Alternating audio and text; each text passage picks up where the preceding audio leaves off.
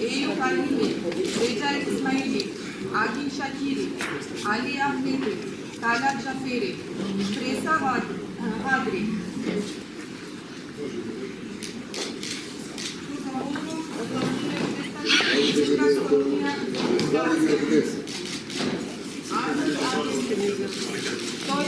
Таня Кубач.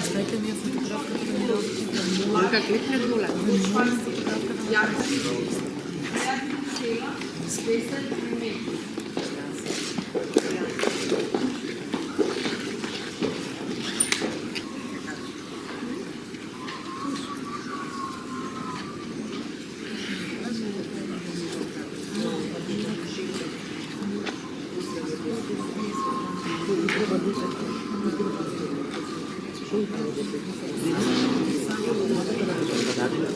Извештајот за спроведување на изборите беше донесен од Државната изборна комисија и истиот во текот на денешниот ден ќе биде доставен до собранието на комисија.